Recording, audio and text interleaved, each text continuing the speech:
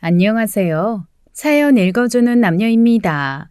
오늘도 와주셔서 감사드리며 그럼 오늘의 사연 바로 소개해드리겠습니다. 안녕하세요. 저는 결혼 후 5년 만에 어렵게 얻은 딸 하나를 키우다 얼마 전 아들을 얻게 된 60대 여성입니다. 세상 어느 부모가 다 그렇겠지만 하나 있는 자식 정말 귀하게 키웠어요. 주변을 보면 때가 되면 결혼하고 애를 낳아야 한다고 애를 닥달하기도 한다는데 저희는 한 번도 그런 소리를 해본 적이 없습니다. 그러니 딸이 갑자기 남자친구에게 프로포즈를 받았다는 이야기를 들었을 때 가슴이 철렁 내려앉았던 거죠. 그래도 저는 때가 되면 애를 보내야 한다는 마음의 준비를 하긴 했지만 남편은 좀 달랐습니다. 그 소식을 듣고 얼굴을 굳힌 남편이 밖에 나가 술에 취해 돌아와서 새벽까지 잠도 못 자고 그러더라고요. 여보, 만나보고 마음에 안 든다고 반대할까? 이것저것 트집 잡아서 말이야. 누굴 데려오든 성에 안착이야 하겠지. 근데 수아가 그렇게 좋아하는데 그저 우리 욕심에 반대하는 건 아니지. 아무리 자식이 좋아도 그렇지 결혼도 안 시키고 끼고 산다고 남들이 보면 욕해. 남들이 무슨 상관이라고? 에휴, 아직도 애 같은데 어떻게 보내느냐 말이야. 다들 결혼한다고 하면 그래도 기쁘다고 하는데 나도 너무 착잡하네. 그래도 수아 말 들어보니까 한 번도 화를 낸 적이 없을 정도로 착하고 자기한테 잘 따라준대. 사진 보니까 순둥순둥하게 생겼더라. 화 안 낸다고 좋은 남잔가? 그런 애들이 더 무서워. 속으로 무슨 생각을 하는 줄 알고. 남자는 남자가 봐야 알지. 내가 보고 딱 아니면 나는 아니라고 할 거야. 반대하기로 작정한 사람처럼 벼르기에 괜한 트집이라도 잡아 딸 마음 상하는 일이 생길까 걱정도 됐어요. 그런데 인사 온 딸의 남자친구가 돌아간 뒤 남편의 얼굴에 벼랑간 화색이 도는 게 아니겠어요. 예비 사위는 성격이 유하고 뭐든 상대의 뜻에 따르는 사람이었습니다.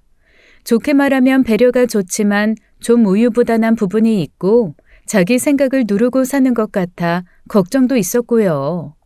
남편도 같은 생각이겠거니 했는데 돌아가고 나서 오히려 그래서 좋다는 거예요. 이유를 물어보니 예비 사위가 현재 회사에 큰 뜻이 없고 야망이 없다는 것이 큰 장점이라며 치켜 세우더라고요. 어차피 회사 일이나 개인적 야망이 없는 애면 자기 밑에서 일을 가르쳐 물려주면 된다면서 말이에요. 남편은 건축과 인테리어 회사를 운영하고 있습니다. 벌써 30년 전부터 일구어 놓은 회사이니 여기저기 괜찮다 하는 업체로 알려져 있고요. 어떻게 보면 자기가 애써 일군 가업인데 딸을 시킬 순 없어 아쉬워하던 차에 잘 됐다고 신난 겁니다.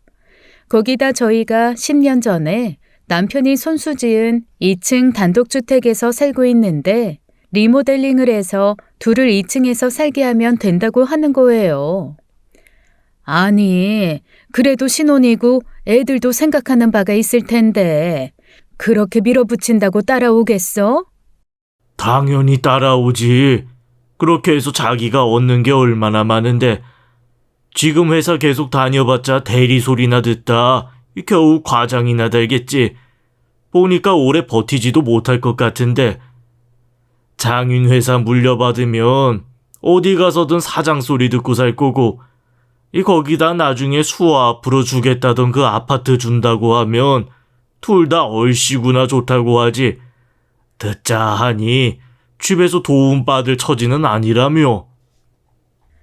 그건 그렇지만 따라와 줄까 모르겠네. 남편 말을 듣고 보니 괜찮은 방법이었지만 젊은 애들 속이야 모르니 그게 될지 싶었어요.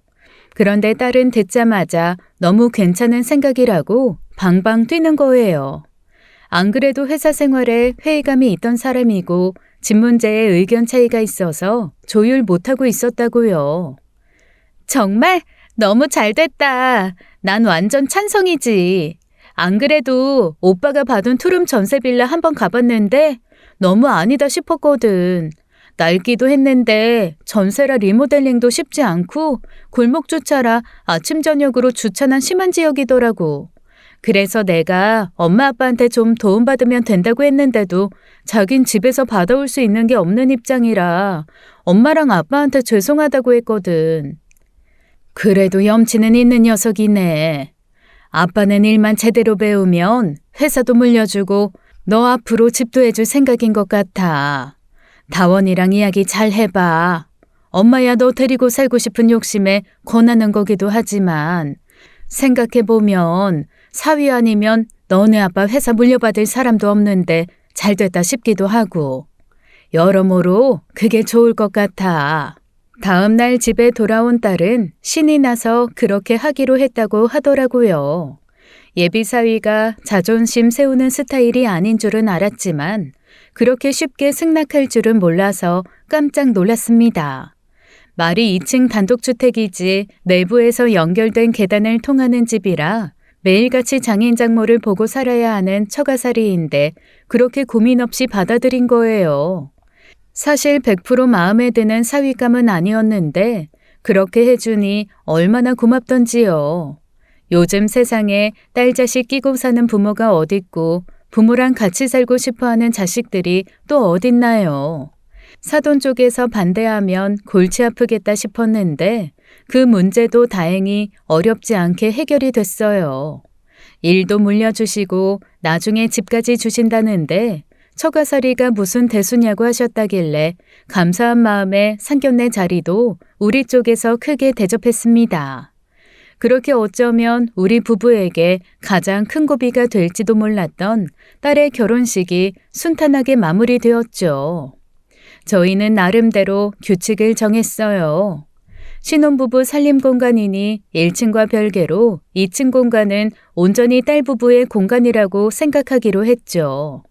2층은 3개의 방과 화장실 하나가 있는 제법 큰 공간이었는데 원래는 대부분 딸만 쓰는 곳이었어요. 그전엔 학업이다 회사 일이다 하며 바쁜 딸을 대신해 청소도 제 몫이었는데 딸 부부에게 내어주면서 2층 공간에 대한 모든 권리와 의무를 온전히 딸 부부에게 내주었습니다. 그러니까 특별한 이유가 없는 한 우리 부부는 그곳이 없는 공간이라고 생각하고 관여하지 않기로 한 거예요. 그리고 신혼부부인 딸 부부의 생활을 존중하기 위해 함께하는 시간은 식사 시간 정도로 제한을 두었죠. 그래서 아침 저녁을 함께 먹고 나머지 시간은 자유롭게 보낼 수 있도록 했어요.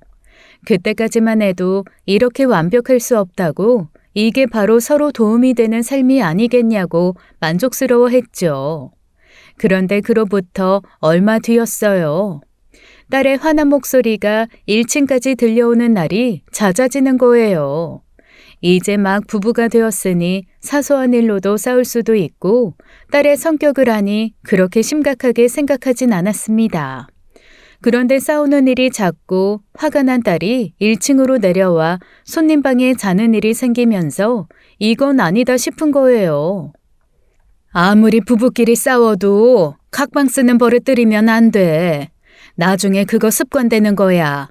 독립해서 살 때도 화난다고 집 나갈 거야? 답답하고 짜증나는데 그럼 어떡해. 도대체 뭐 때문인데. 다원이 그 성격에 어지간하면 너한테 다 맞춰주고 쳐줄 텐데.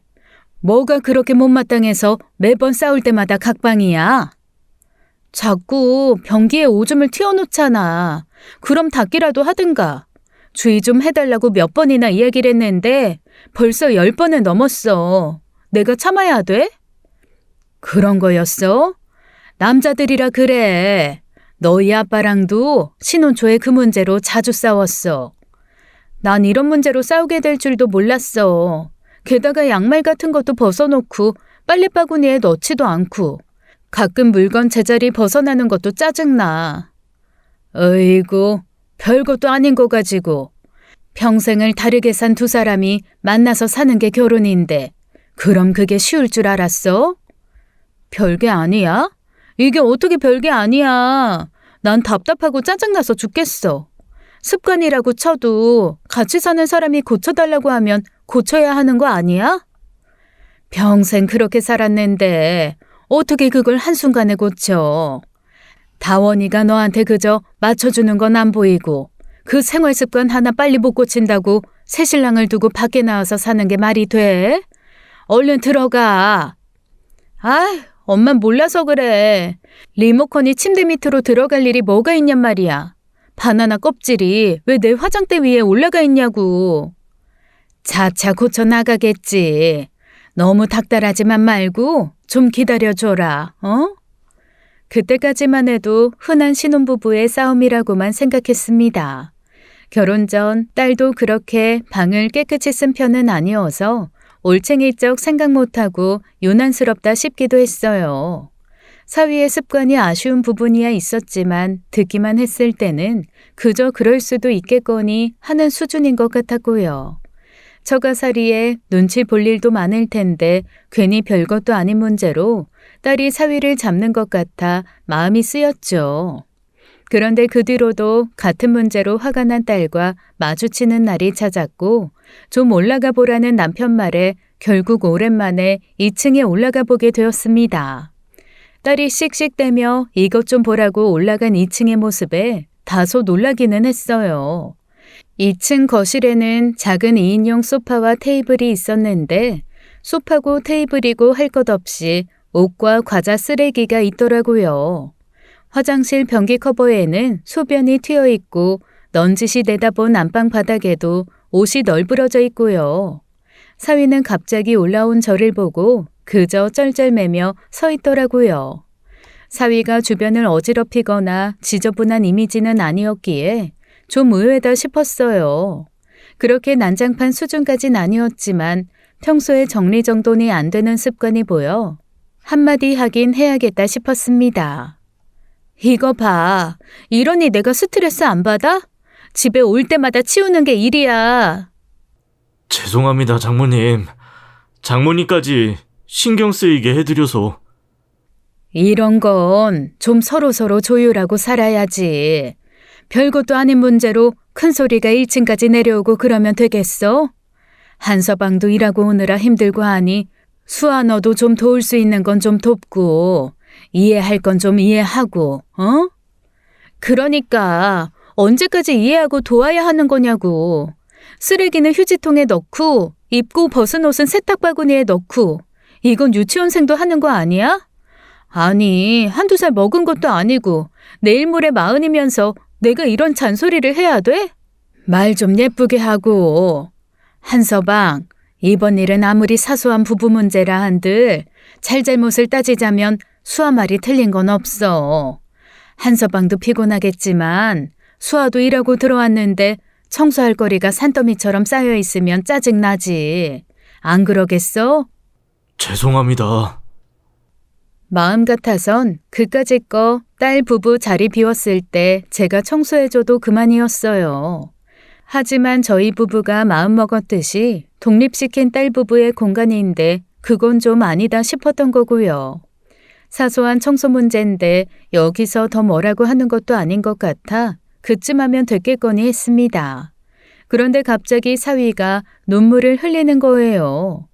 두 손을 모으고 서서 눈물을 뚝뚝 흘리는데 얼마나 당황스럽던지요.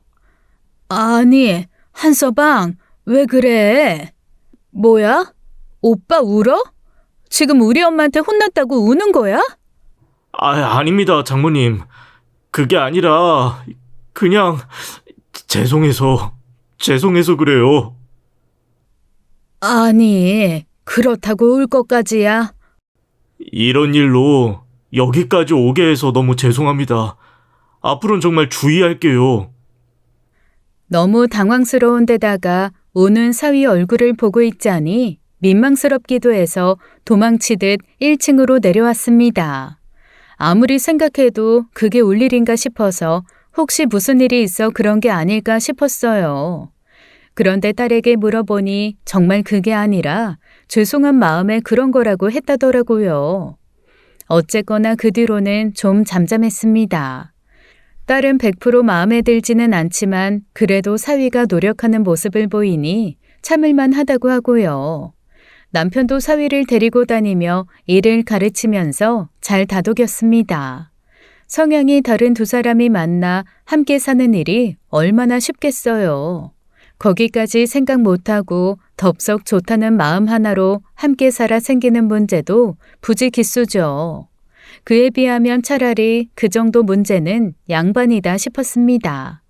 얼마든지 조율 가능하고 약간의 노력과 시간이 해결해주는 문제니까요. 그렇게 또 몇 주간은 별 문제 없이 평화로운 나날들이 이어졌어요. 그러던 어느 날이었습니다. 딸이 회사 일로 2주간 지방 장기 출장을 가야 하는 일이 생긴 거예요. 신혼에 갑자기 떨어져 지내게 된 딸 부부도 그렇지만 저희도 무척 당황스러웠습니다. 아무리 다 큰아이지만 신입 때는 없던 일이고 그렇게 오랫동안 집을 비운 일도 없어 걱정이 되더라고요. 아이, 꼭 네가 가야 하는 거야? 아니, 그 회사도 경우가 없네. 결혼한 지 얼마나 됐다고 신혼부부 생리별을 시키냔 말이야. 누가 보면 애들 생각해서 하는 말인 줄 알겠네. 당신이 싫어서 그러는 거잖아요. 뭐가 됐든 무슨 출장을 2주씩이나 보내.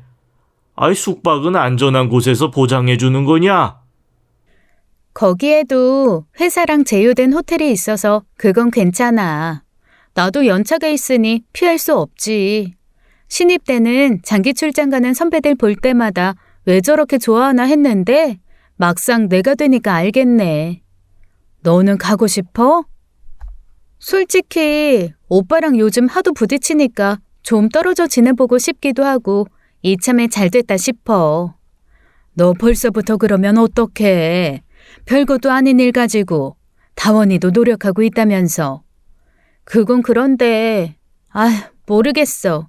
어쨌든 며칠 좀 스트레스 없이 쉬다 오려니까 좋아. 남편은 자주 부딪히다 보면 결국 깨지게 되는 거라고 딸 말대로 좋은 기회라고 하더라고요.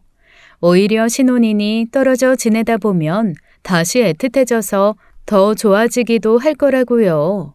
그게 아니라 떨어져 지내서 더 편하다 싶어 갈라서고 싶으면 이참에 빨리 갈라서는 것이 차라리 낫다는 소리까지 하면서요. 아무리 평생 끼고 살고 싶은 자식이라지만 괜히 이혼녀 꼬리표 붙는 게 좋을 리가 있나요? 그때까지만 해도 저는 딸이 너무 쉽게 이혼을 생각하진 않을지 걱정이 앞섰습니다. 갑자기 2주나 생이별을 해야 했으니 사위도 못마땅해 하더라고요. 딸 말로는 전날까지도 꼭 가야 하느냐고 물었다고 해요. 당장 그만두지 않는 이상은 변함없는 사실인데도 그런 말로라도 붙들고 싶었던 것이겠죠. 딸이 출장을 떠나고 처음 며칠은 아침 저녁을 함께 했는데 어느 날부터 사위가 식사 시간을 빼먹기 시작하더라고요. 딸이 없으니 장인 장모와 한자리에서 식사하는 게 어색하기도 하겠다 싶어서 한두 번 권하고 말았어요. 그래도 걱정되는 마음에 밥은 제대로 먹으라고 몇 번이나 연락했는데 5번 권하면 한 번 내려오고 그런 식이었고요. 그래서 한 번씩 남편이 밖에서 같이 밥을 먹고 들여보내는 일도 있었는데 한 번 2층에 올라가면 그 다음 날까지도 얼굴 보기도 힘들었어요. 이번 기회에 딸 없이도 더 가까워졌으면 좋겠다 싶었는데 그건 저희만의 욕심이었던 것이죠. 사위가 너무 불편한 생활하는 것 같아 그저 하루빨리 딸이 돌아왔으면 하는 바람이었습니다. 그리고 딸이 출장을 떠난 지 13일이 지난 그날 일이 터진 거예요. 딸은 일이 더 빨리 끝났다며 오기로 했던 날보다 하루빨리 집에 돌아왔어요. 그런데 딸이 짐가방을 들고 2층에 올라가자마자 벼랑간 비명소리가 온 집안을 뒤흔들었죠. 딸의 비명에 너무 놀라 뛰어 올라간 저는 그야말로 경악을 금치 못했습니다. 그동안 사위가 혼자 쓰던 2층이 그야말로 폭격이라도 맞은 듯 난리가 나 있었던 거예요. 저는 저도 모르는 사이에 집에 도둑이 들었나 싶었습니다. 옷과 쓰레기인지 먼지 구분도 되지 않을 만큼 제자리를 벗어난 물건들이 발 디딜 틈도 없이 널브러져 있는 거예요. 거기다 냄새가 고약한 화장실은 휴지통에 휴지가 넘쳐 흐르고 있었고 변기는 그 사이 누런 물때가 끼어 있었습니다. 그뿐이게요. 먹다 남은 컵라면을 치우지 않아 남은 국물 위로 하얀 곰팡이가 내려앉아 있었고 그 밖에 음식물 쓰레기들이 침대 및 테이블 및 화장대 위에 아무렇게나 널려 썩어가고 있었죠. 말 그대로 거기가 사람 사는 집인지 쓰레기장인지 구분하기가 어려웠어요. 딸도 딸이지만 저도 하도 기가 막히고 황당해서 그만 말문이 막히고 말았습니다. 딸은 믿기지 않는다는 듯 안방과 2층의 작은 거실 화장실으로 가며 살피더라고요. 그나마 다행인 건 쓰지 않는 방 2개는 멀쩡하다는 것이었습니다. 대체 이걸 어디서부터 손을 대야 할지 막막할 정도였어요.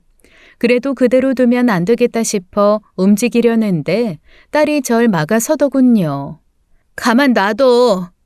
가만 놔두라니. 지금 이걸 그대로 두란 말이야? 치워도 어지른 사람이 치워야지. 이걸 왜 엄마가 치워? 나도 안 치워. 오빠 오면 오빠 보고 다 치우라고 해.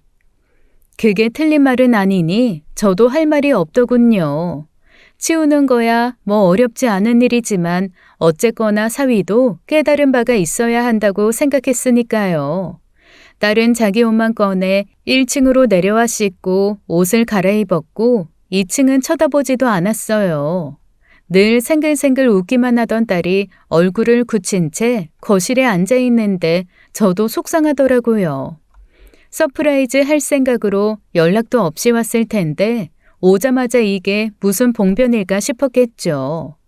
그렇게 저녁이 되자 남편과 함께 사위가 들어왔고 둘 다 딸이 있는 걸 보고 놀라더라고요.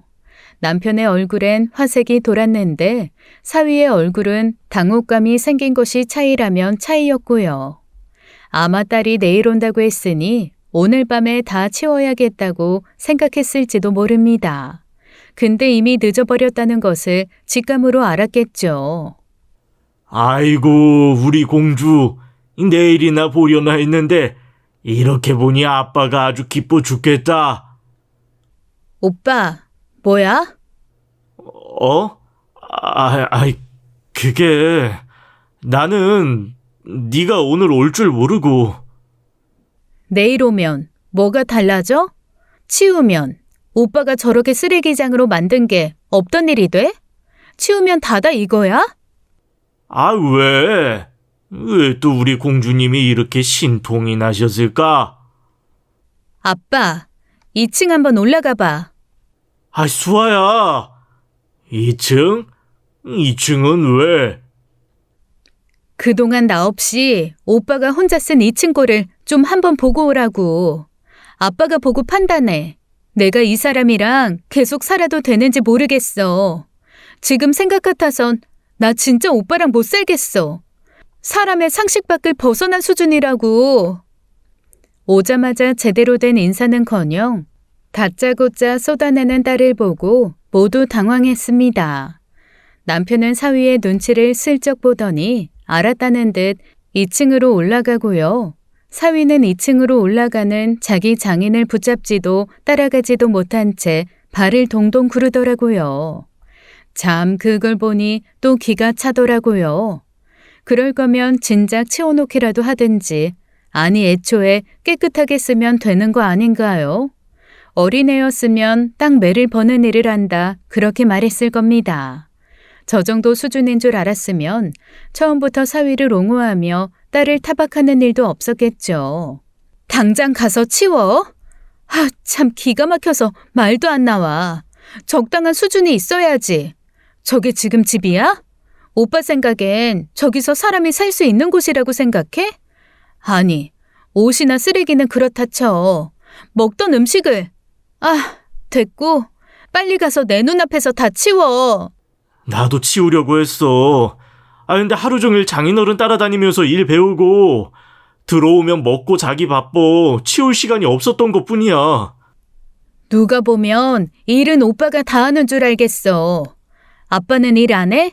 아빠는 놀다 와서 자기가 입던 옷 세탁기에 넣고 밥 먹고 설거지하고 그래? 오빠, 이건 아니야. 이거 진짜 심각한 문제라고.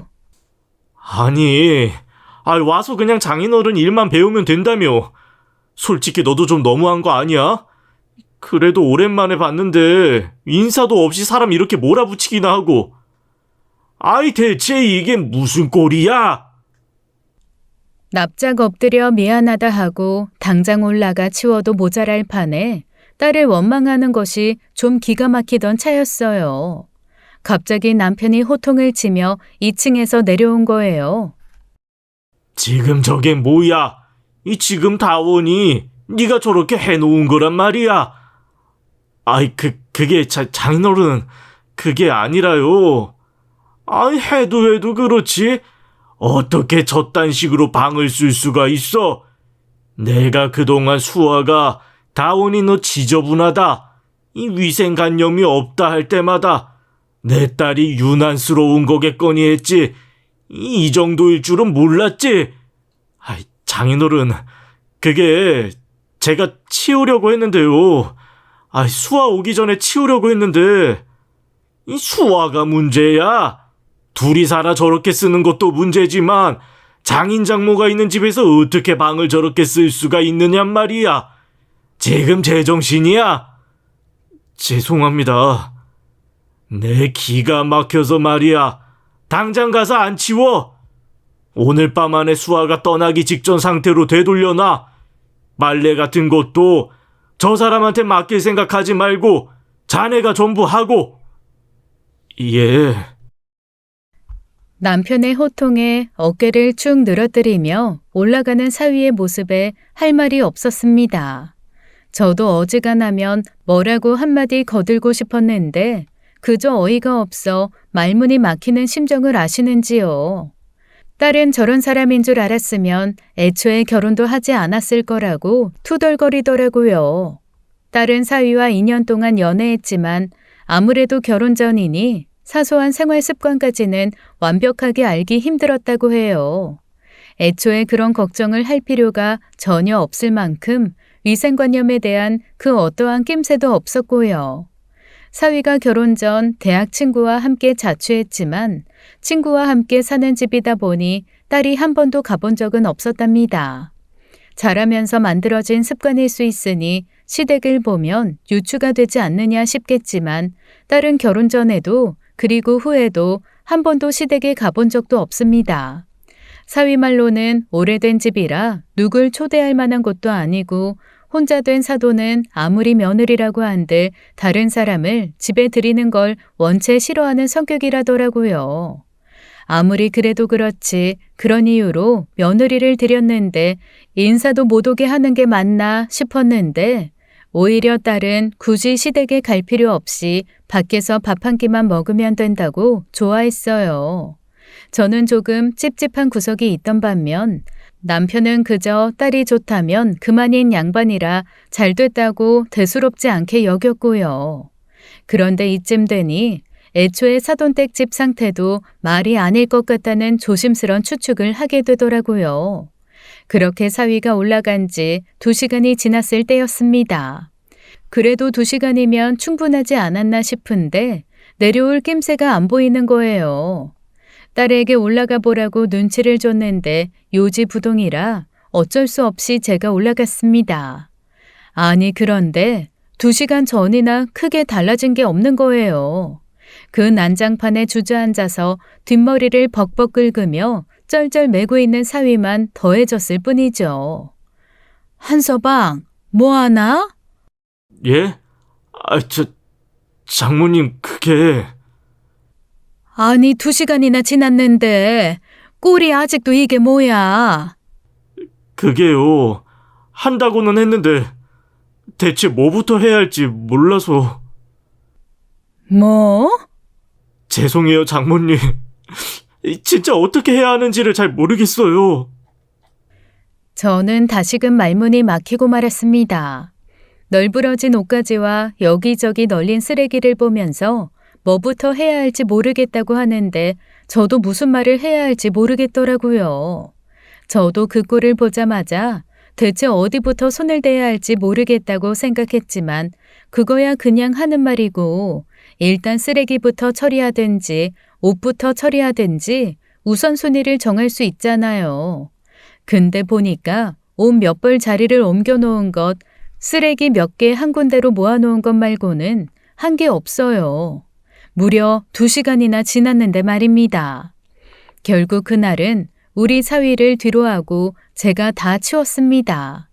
딸은 저더러 왜 치우냐고 야단하다 결국 장기 출장을 다녀온 날부터 각방을 쓰기 시작했고요. 근데요, 뭘 어떻게 치워야 할지 모르겠다고 우는 걸 보니 저도 생각이 참 많아졌습니다. 당장 눈앞에 지저분하게 쌓인 쓰레기와 옷더미가 문제가 아니라는 생각이 든 거예요.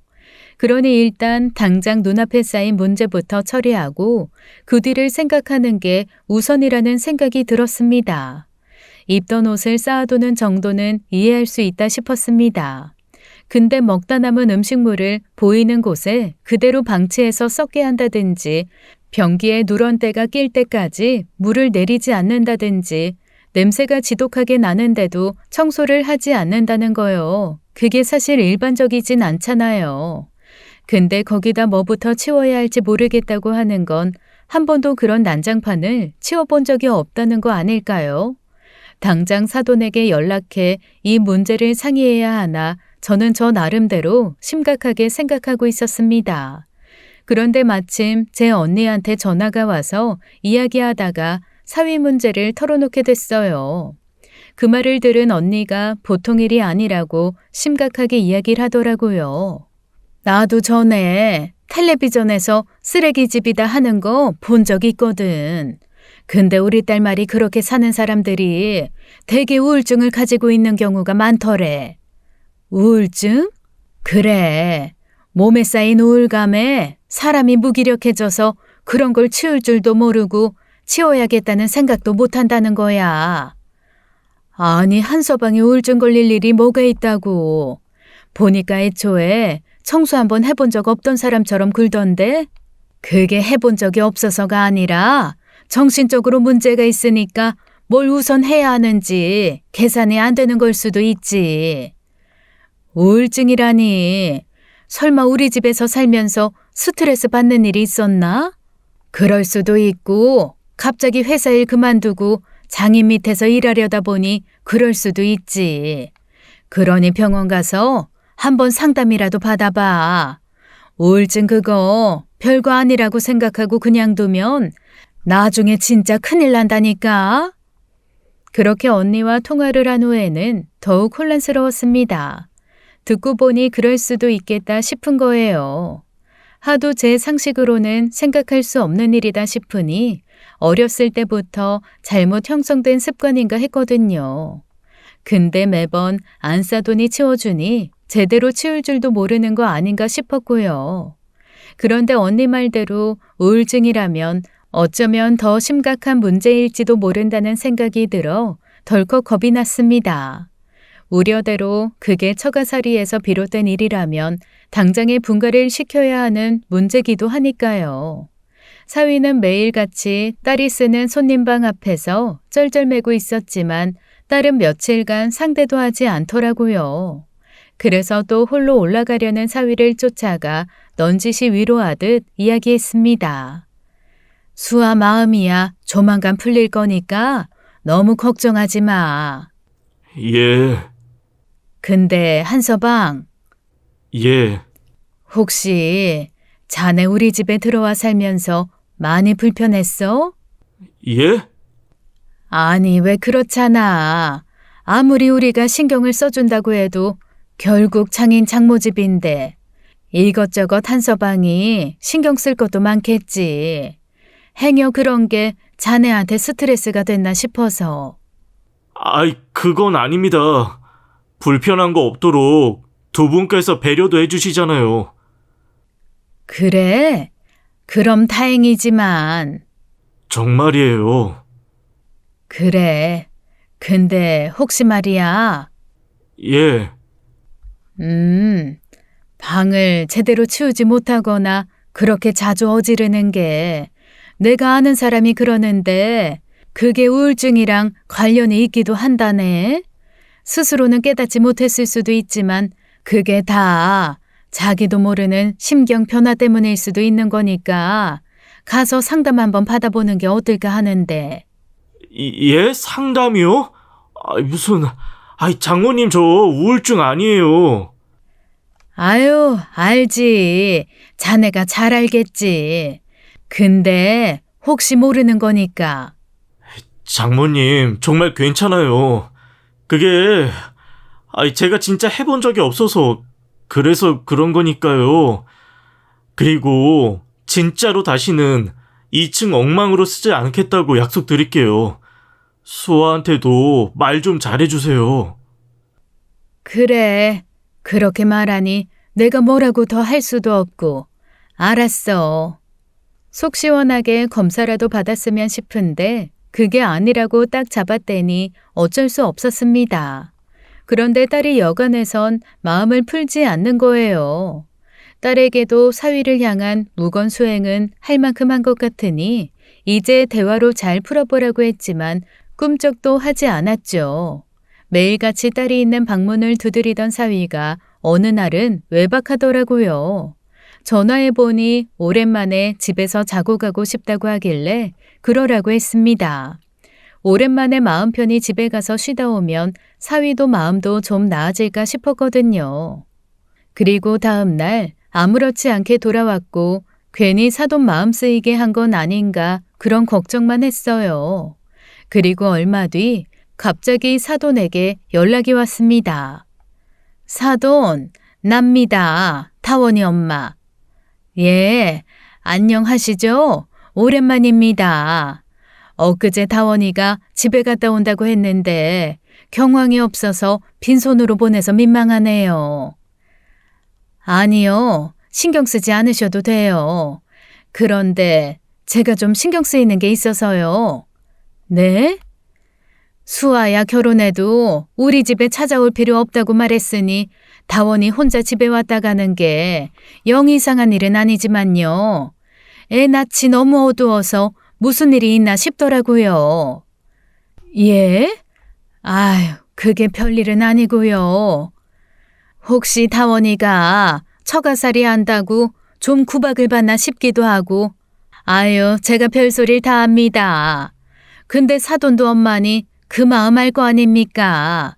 괜한 마음에 그런 걱정도 되고요. 아닙니다.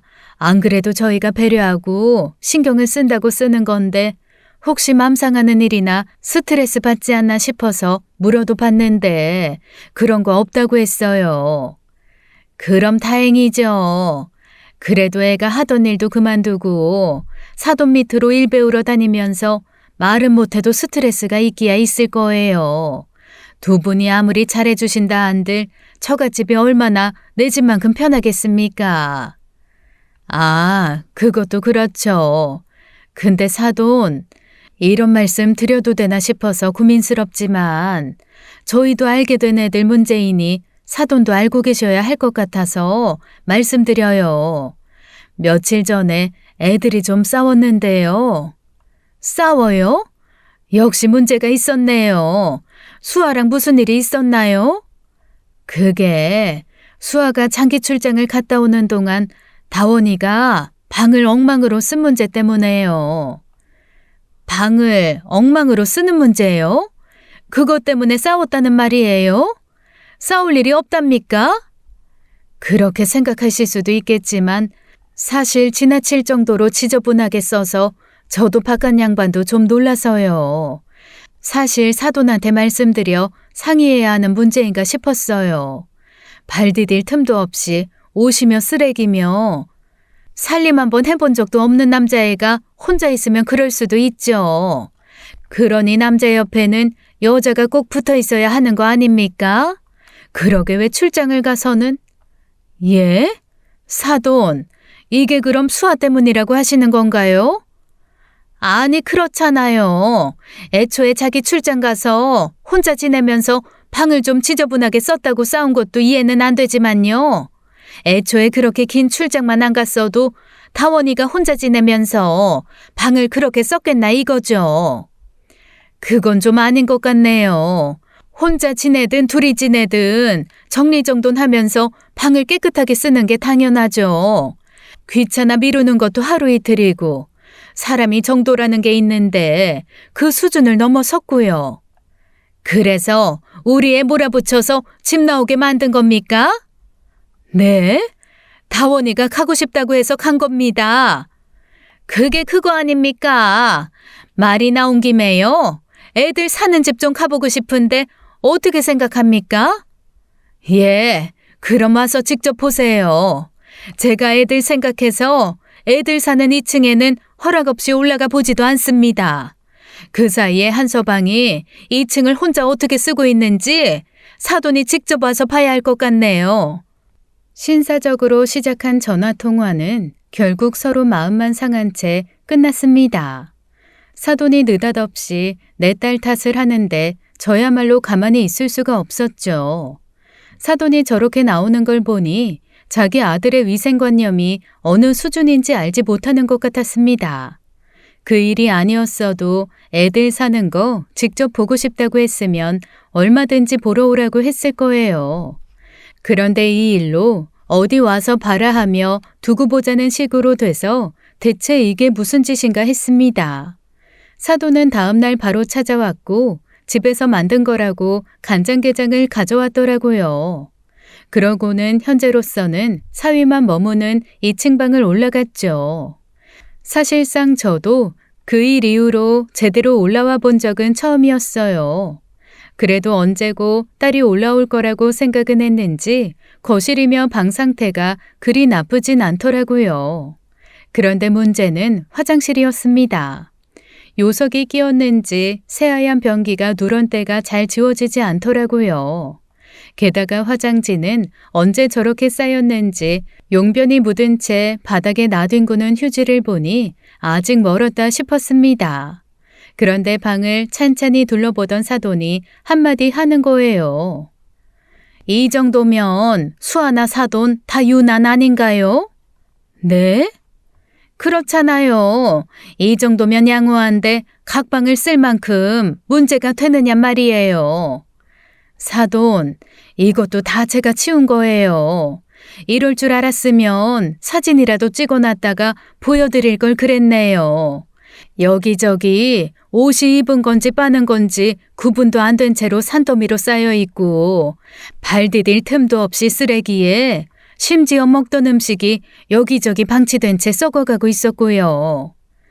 바빠서 그런 거 아닌가요? 애가 바빠서 집을 치울 겨를도 없이 피곤해 지쳐서 자다가 그런 거 아니냐고요. 아직 일이 바쁠 때도 아니고 겨우 개념 정도 가르치는 상황인데 뭐가 얼마나 피곤하다고요.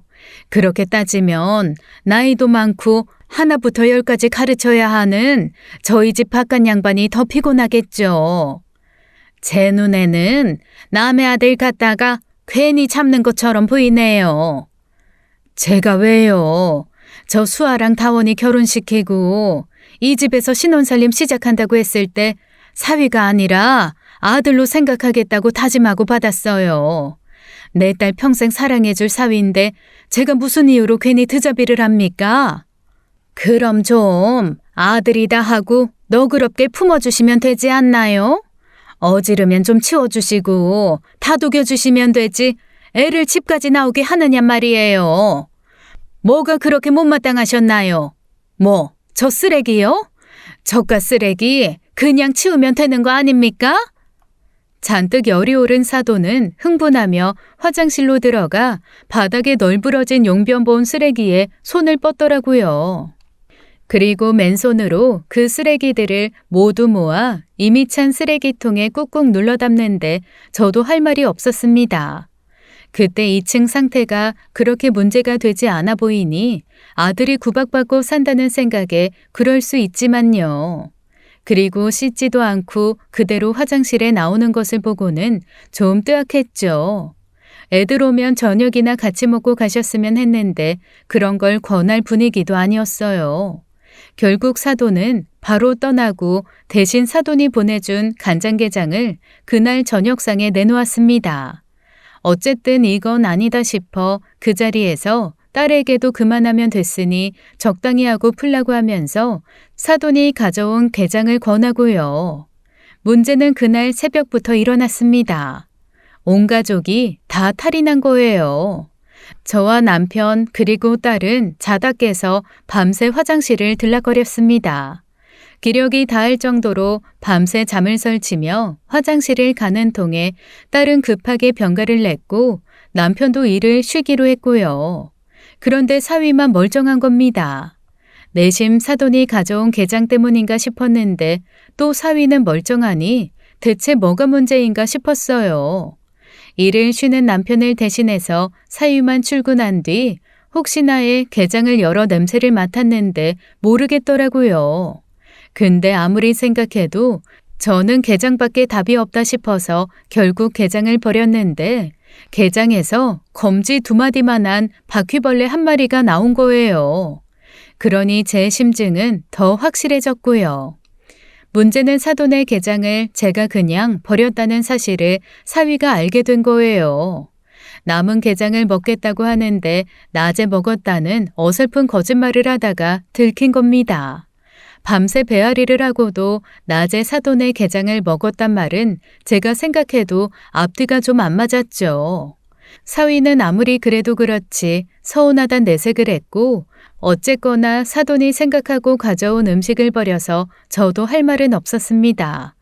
이미 버린 음식을 두고 그 게장 때문에 우리 식구들이 탈이 났다고 하기엔 사위는 너무 멀쩡했고요. 그런데 그 문제가 사돈 귀에 들어갔는지 우리 집에 방문해 마음이 상했는지 대뜸 이번 추석에 애들을 보내라고 연락이 온 거예요. 다른 사람이 집에 방문하는 게 싫어 며느리도 명절에 안 부르겠다고 했던 양반이 갑자기 부르니 딸도 당황스럽죠.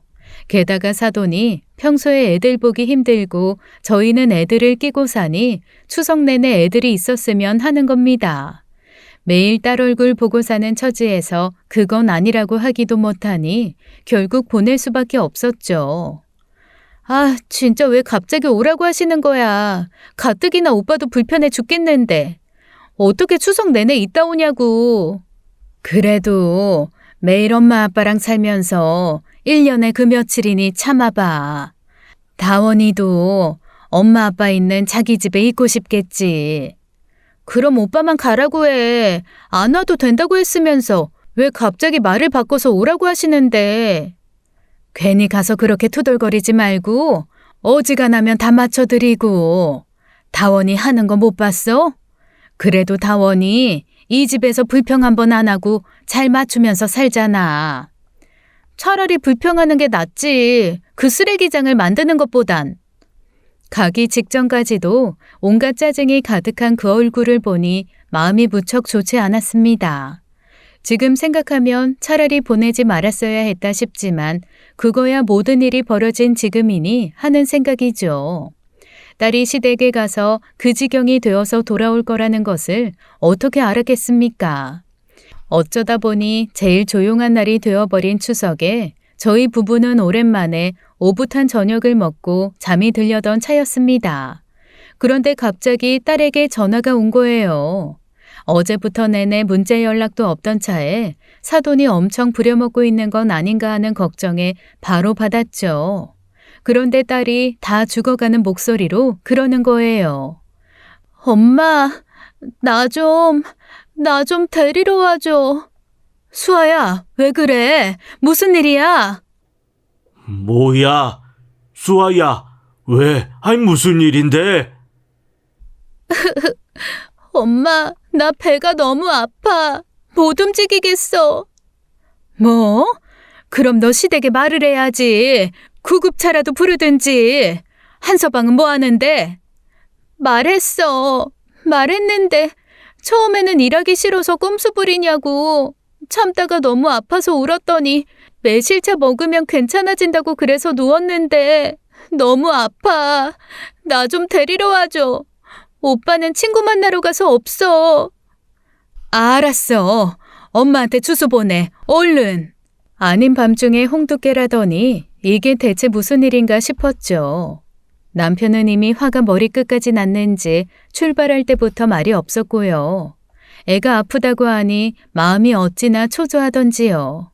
구급차를 부르기에도 애매한 상황이니 직접 와달라는 딸의 연락에 그저 한시라도 빨리 달려갈 수밖에 없었습니다.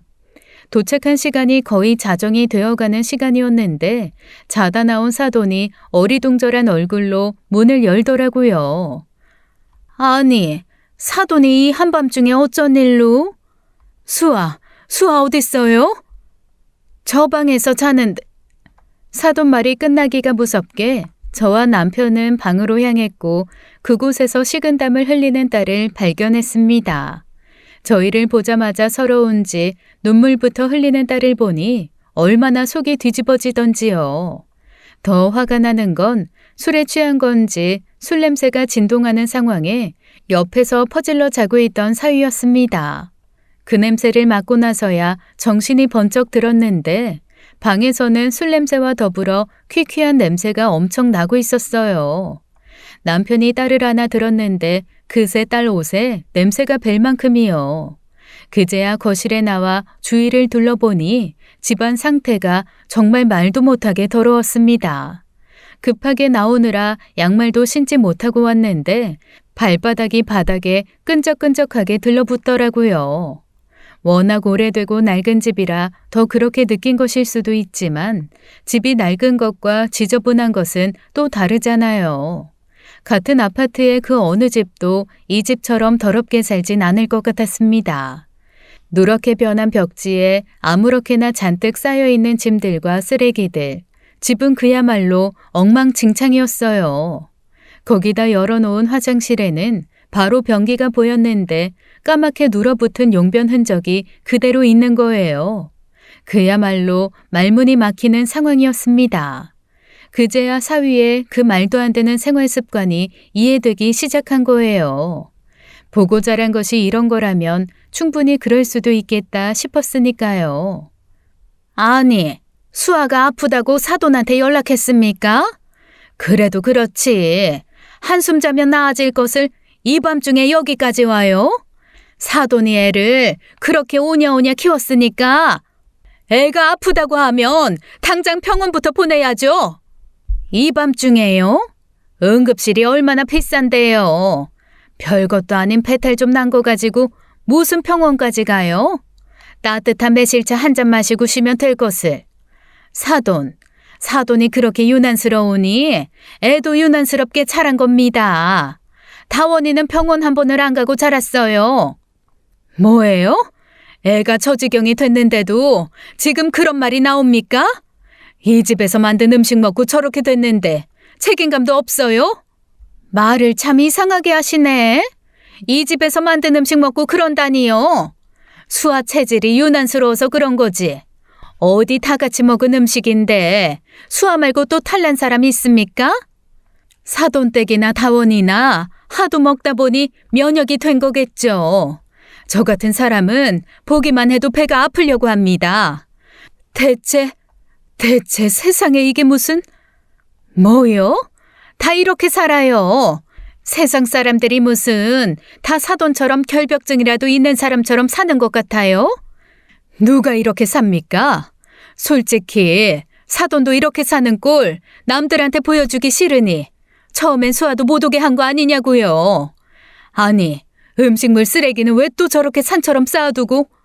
아무리 추석이라지만 지금 기온이 얼마나 높은데 저걸 저대로 방치해요? 냄새 때문에 숨이나 쉬겠냐고요.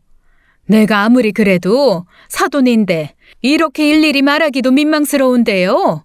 저 변기에 묻은 건 대체 뭡니까? 변기 색깔이 어떻게 저러냐고요. 아유, 저거 그냥 닦으면 그만이에요. 바로 닦이는 거라고요. 그러더니 갑자기 사돈은 주방으로 가더니 그릇을 씻을 법한 수세미를 그대로 화장실로 들고 가는 거예요. 그러고는 맨손으로 변기 안쪽을 닦기 시작하는 겁니다. 황당하고 어이가 없어서 쳐다보는데 그게 무슨 문제냐는 듯이 검은 얼룩을 지우고 그대로 싱크대로 가져가더라고요. 지금 주방 수세미로 변기를 닦은 거예요? 뭐요? 어차피 세제로 씻으면 세균 다 씻겨요. 세상 사람들이 다 사돈처럼 사는 거 아니에요. 깨끗한 것도 정도가 있죠. 그러니 수아가 별것도 아닌 거에 저렇게 유난스레 아픈 거 아닌가요? 그래놓고는 무슨 내 탓이냐? 더 이상 언쟁을 하는 것이 무의미했습니다. 밖에서 차에서 딸이 기다리니 일단은 돌아가야 했고요.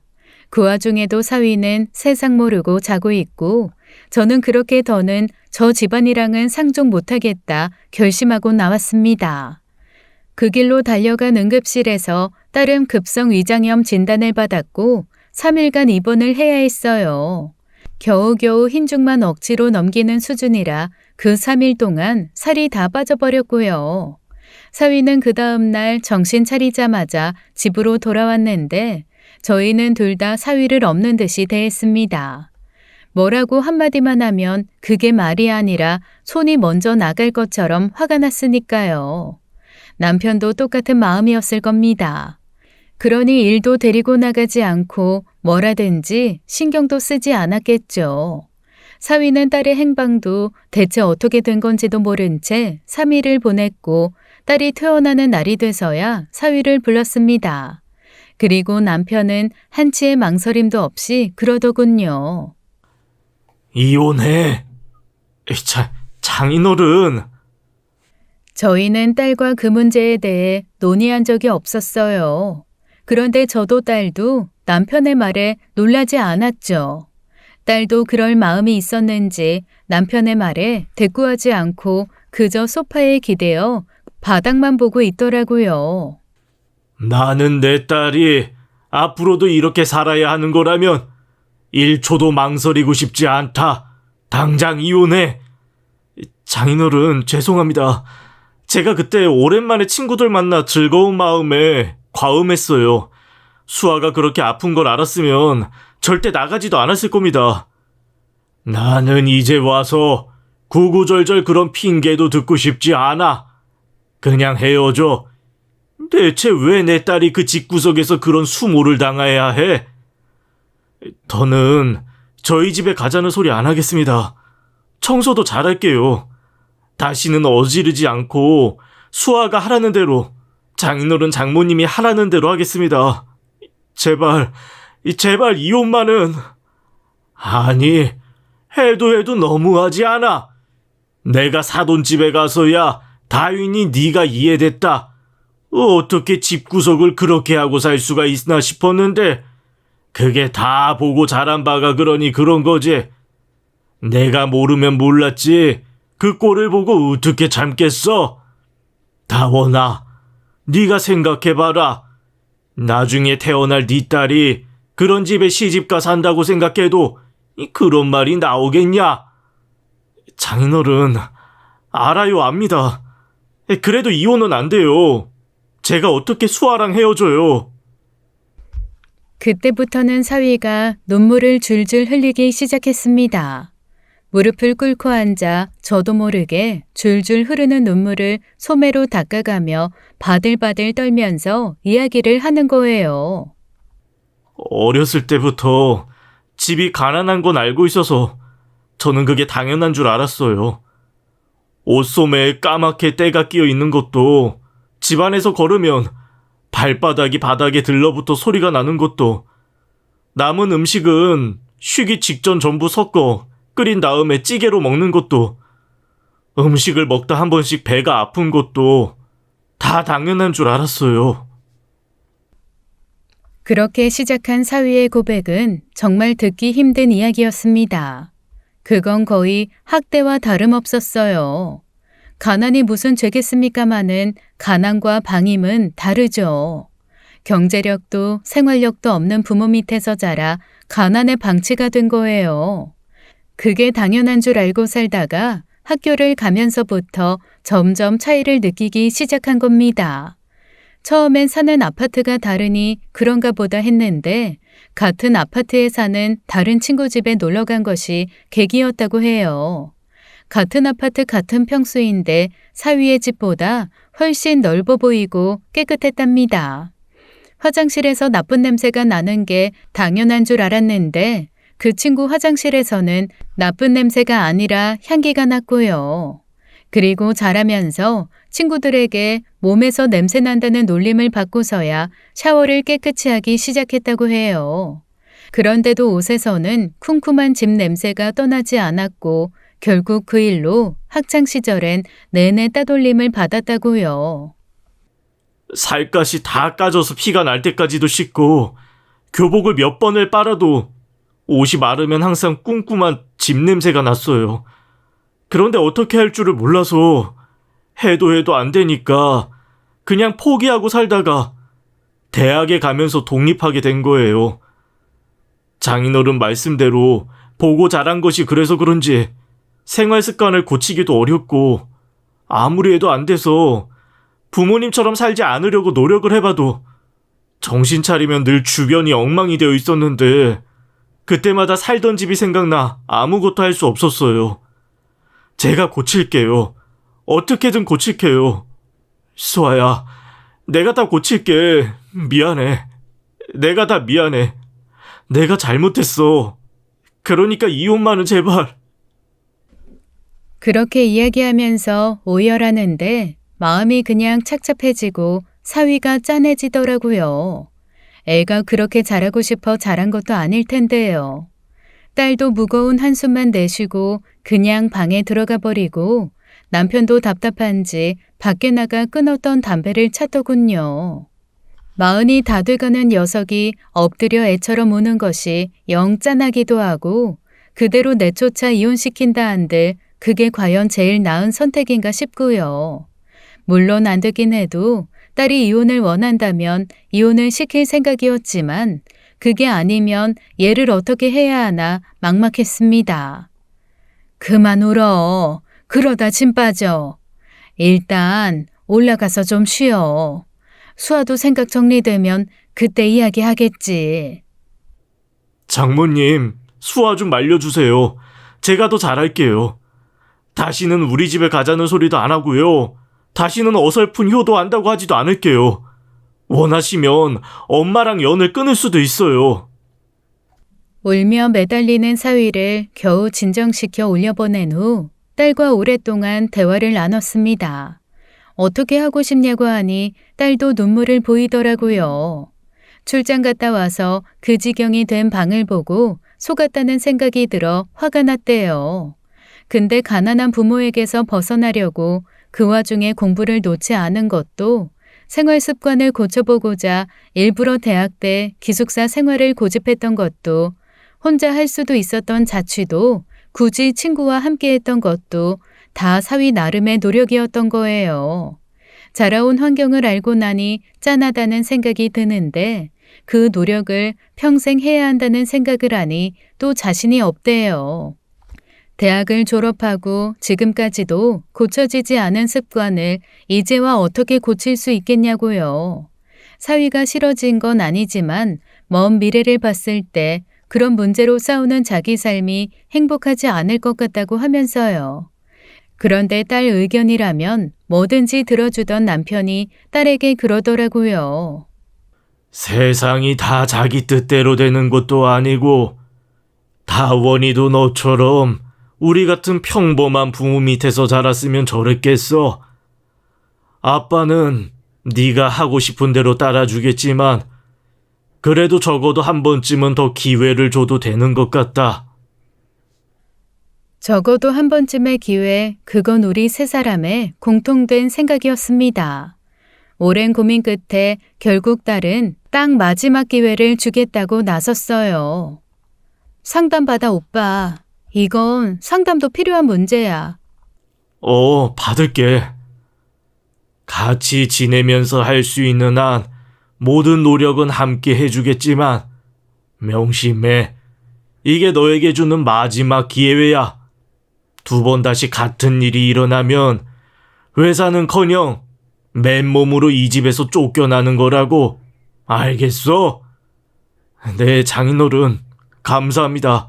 다시 태어난다는 생각으로 살겠습니다. 고마워, 수아야. 내가 더 노력할게.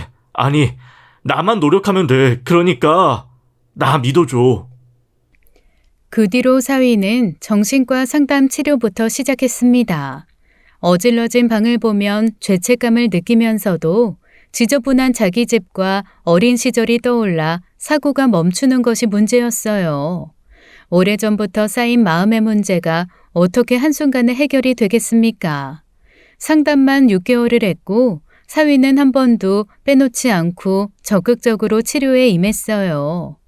밥을 먹으면 곧장 설거지하게 하고 처음에는 집에 돌아와 옷을 벗고 갈아입는 것도 남편과 함께 했죠.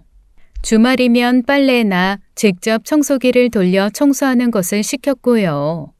딸은 한 번씩 백화점에 같이 가서 여러 가지 향수를 시향하게 하더라고요. 쿰쿰한 냄새 같은 향에 대한 트라우마에 도움이 될 거라면서 사위가 좋아하는 향을 찾게 하는 시기였어요. 마음에 드는 향수를 선물해주고 몸에서 그 냄새가 날 때마다 좋다고 안아주는 식으로 좋은 향에 대한 좋은 인식을 심어준 겁니다. 그리고 얼마 전 그로부터 정확히 1년이 되는 날이었어요.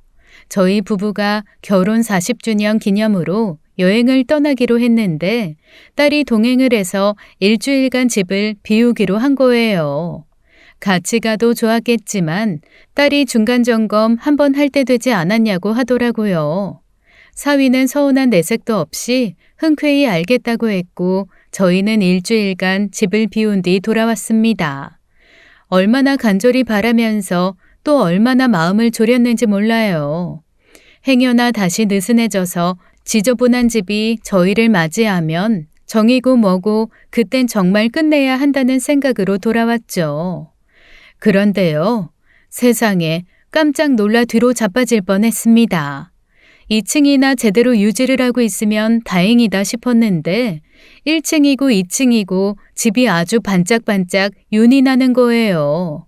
남편이 회사를 비운 사이 낮에는 회사 가서 일을 하고 돌아와서는 괜히 유리창도 닦아보고 장식장 먼지도 털어보고 했다네요. 그리고 집에 돌아오는 길에 다이소에 들러 여러 가지 청소용품을 사는 재미도 알았다고 먼지를 손쉽게 쓸어주는 청소용품을 샀다고 얼마나 기쁜 얼굴을 하는지 기특해서 다 같이 안아주었어요. 그동안 고생했다고 힘들지 않았냐 물었더니 사위가 울먹이면서 그래요. 자기 부모는 그냥 게을렀던 것뿐인 것 같다고. 해보니 충분히 자식에게 할 수 있는 노력을 해주지 않았다는 원망이 생겨 그게 좀 힘들었다고 하더라고요. 그날 이후로 사돈한테서 온 연락은 없습니다. 끝내 사과는 없으셨던 거죠. 부모 자식 간의 연을 끊으란 강요는 없었습니다. 근데 사위가 거리를 두고 싶다고 하더라고요. 다시 만나게 되더라도 혼자 갈 것이고 행여 며느리에 대해 묻거든 그냥 이혼했다고 할 테니 따로 연락 안 하셔도 된다고 하면서요. 그런 말을 하는 사위를 보면서 문득 저도 깨달았습니다. 습관을 고치는 것을 도와줘서 사위를 변화시킨다고 해도 그 상처받은 지난날까지는 치유되기 어렵다는 것을요. 그저 앞으로 더는 그런 문제로 상처받지 않고 딸과 잘 살길 바랄 뿐입니다. 사람이다 보니 결국 또다시 흔들리는 일도 생길지도 모르겠지만 끝까지 잘 해낼 수 있도록 우리 사위 많은 응원 부탁드려요. 지금까지 사연 읽어주는 남녀였습니다. 끝까지 시청해주신 여러분 감사드리며 저희는 다음 사연으로 돌아올게요. 감사합니다.